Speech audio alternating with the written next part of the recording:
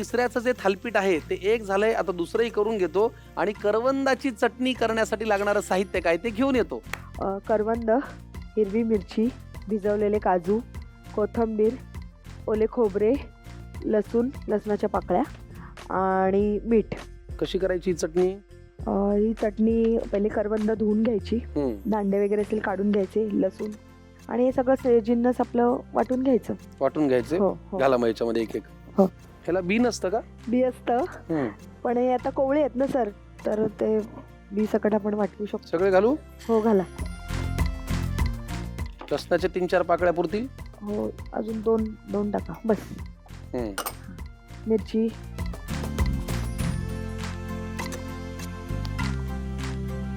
वाह, भिजवलेले काजू, खवलेलं ओलं खोबरं. हो ओलं खोबरं,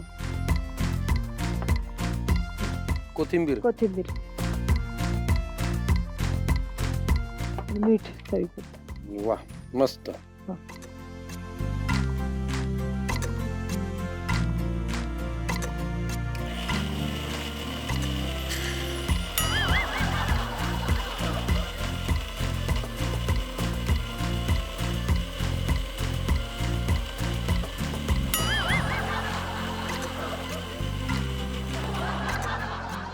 अरे क्या बात है.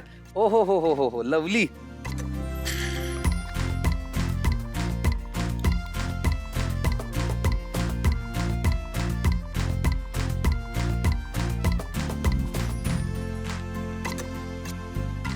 फार छान लागते हे कॉम्बिनेशन.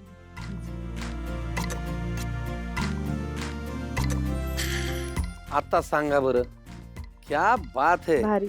तिसऱ्याचं थालीपीठ आणि करवंदाची चटणी. करवंद काजूची. काजू महत्वाचे आहेत ना, कारण ते त्यांच्या बागेतले आहेत, त्याच्यामुळे काजूचं नाव घेतलेलं असं करू नये का.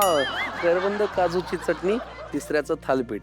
अमेझिंग. आणि समजा तुम्ही तिसरे खात नसाल, तुम्ही मांसाहार करत नसाल, तर तुम्ही म्हणाला त्याप्रमाणे आपण सोयाबीन क्रश करून घालू शकतो, पनीर छान सॉते करून घालू शकतो, हो की नाही. वा. पण महत्वाचं म्हणजे याच्यामध्ये 5 पिठा आहेत, त्यामुळे हे पौष्टिक आहे आणि चटणी करवंदाची आहे, त्याच्यामुळे त्याला एक आगळी वेगळी टेस्ट आहे. वा, अप्रतिम पदार्थ केलात तुम्ही मेघा मॅडम.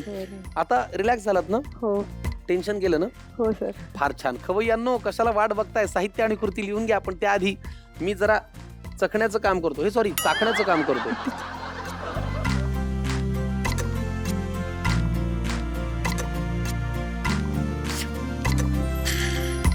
लहानपणीची आठवण आली मला. वा, तिसऱ्याचं थालीपीठ आणि करवंद काजूची चटणी तयार झालेली आहे. पटकन लिहून घ्या साहित्य आणि कृती. तिसऱ्याचं थालीपीठ. स्वयंपाकासाठी लागणारा वेळ 30 मिनिटे. 3 ते 4 व्यक्तींसाठी लागणारे साहित्य: तिसऱ्या 1 वाटी, गव्हाचं पीठ 1 वाटी, तांदळाचं पीठ 2 चमचे, कुळथाचं पीठ 3 चमचे, ज्वारीचं पीठ अर्धी वाटी, भाजलेल्या मूगडाळीचं पीठ 1 वाटी, बेसन अर्धी वाटी, बारीक चिरलेला कांदा 1 वाटी, हळद 1 चमचा, धणे-जिरे पूड 1 चमचा, गरम मसाला 2 चमचे, लाल तिखट 2 चमचे, आलं लसूण मिरची भरड 3 ते 4 चमचे, मीठ आवडीनुसार, मालवणी मसाला 2 चमचे. कृती: एका बाउलमध्ये तिसऱ्या, आलं लसूण मिरची भरड, मीठ, मालवणी मसाला, गरम मसाला, धणे-जिरे पूड, हळद आणि तांदळाचं पीठ घालून एकजीव करून घ्या. आता कढईत तेल घाला, त्यात तिसऱ्या परतून घ्या आणि झाकण लावून शिजवून घ्या. आता एका बाउलमध्ये भाजलेल्या मूगडाळीचं पीठ, कुळथाचं पीठ, गव्हाचं पीठ, ज्वारीचं पीठ, बेसन, तांदळाचं पीठ, बारीक चिरलेला कांदा, आलं लसूण मिरची भरड, लाल तिखट, मालवणी मसाला, गरम मसाला, धणे-जिरे पूड, हळद, मीठ आणि शिजवलेल्या तिसऱ्या घालून एकत्र करून घ्या. आता मिश्रणात पाणी घालून मळून घ्या. आता केळीच्या पानाला तेल लावून त्यावर तयार मिश्रांचा छोटा गोळा थापून घ्या आणि खरपूस भाजून घ्या. तिसऱ्याचं थालीपीठ तयार.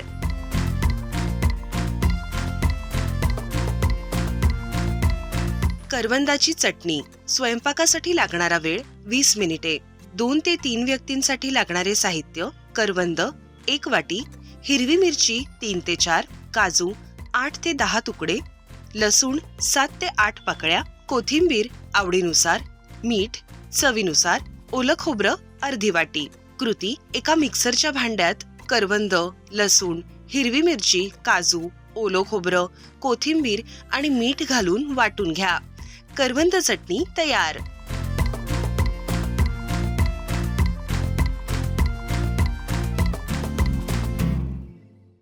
खवय्यांनो, तुम्हाला सवय लागली असेल रोज एका सुपरफूडची माहिती घेण्याची. आजचं सुपरफूड आहे काजू. आरोग्यासाठी वरदान आहे, हृदयासाठी अत्यंत पोषक. काजूमध्ये मोनो अनसॅच्युरेटेड फॅट्स असतात जे शरीरातील बॅड कोलेस्ट्रॉल कमी करून हृदयविकाराचा धोका टाळण्यास मदत करतात.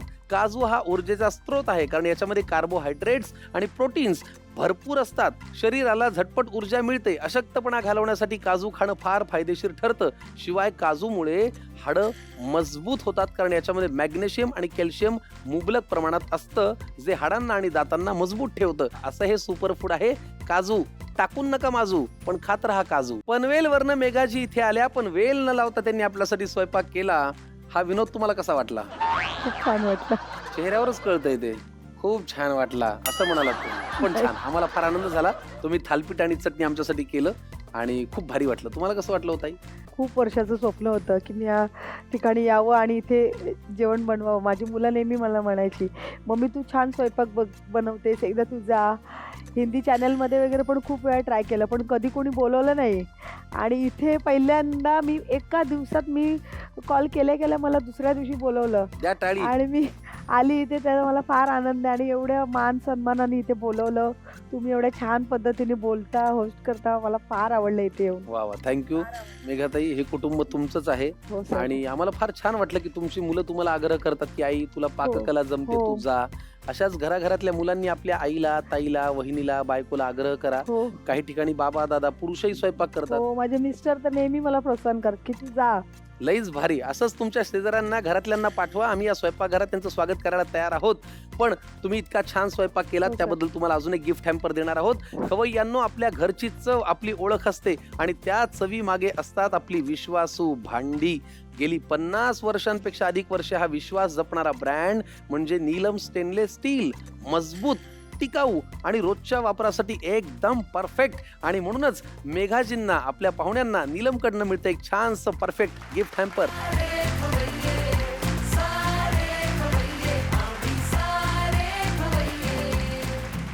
तुम्ही म्हणालात तुमचे मिस्टर तुम्हाला प्रोत्साहित करतात, हो, सर. शेजारी म्हणतात जा झी मराठीवर जा. आता शेजाऱ्यांना हे दाखवा. हो सर. कुठे गेले होते मी? आम्ही सारे खवय्यामध्ये. हो हे वाचा खाली. आपल्या घरची. आपल्या घरची चव, हे फार महत्वाचं आहे. जी तुमच्या घरची चव तुम्ही इथे आणलीत हो सर. आणि आम्हाला छान अगदी पोटभर खायला घातलं. Thank you so much. धन्यवाद. थँक्यू.